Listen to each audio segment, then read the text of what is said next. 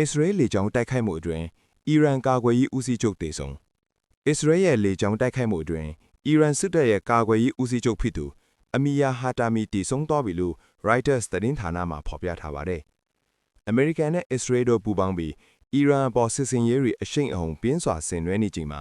အီရန်စစ်တပ်အတွက်အလွန်ကြီးမားတဲ့ထိုးနှက်ချက်တစ်ခုဖြစ်ပေါ်လာခဲ့တာဖြစ်ပါတယ်။ထွက်ပေါ်လာတဲ့မှတ်တမ်းတွေအားမြို့တော်တီဟီရန်ရှိလူနေရပ်ကွက်လမ်းမတစ်ခုပေါ်မှာတွာလာနေတဲ့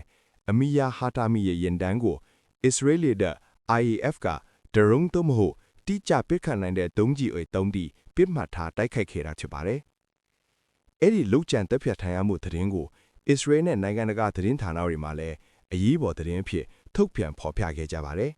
။အီရန်ကာကွယ်ရေးဦးစီးချုပ်တေဆုံးမှုကြောင့်အီရန်စစ်တပ်အတွင်းတုံ့လုံမှုတွေဖြစ်ပေါ်နေတယ်လို့အီရန်ဘက်ကလည်းအစစ်မြင့်ခေါင်းဆောင်တဦးဆုံးရှုံးမှုအတွက်အပြင်းထန်လက်တုံ့ပြန်သွားမယ့်အခြေအနေမှာရှိနေပါတယ်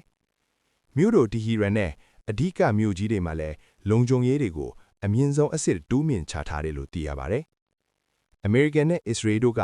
အီရန်ရဲ့ဗျူဟာမြုပ်နေရာတွေကိုစက်တိုက်ဘုံကျဲနေချိန်မှာ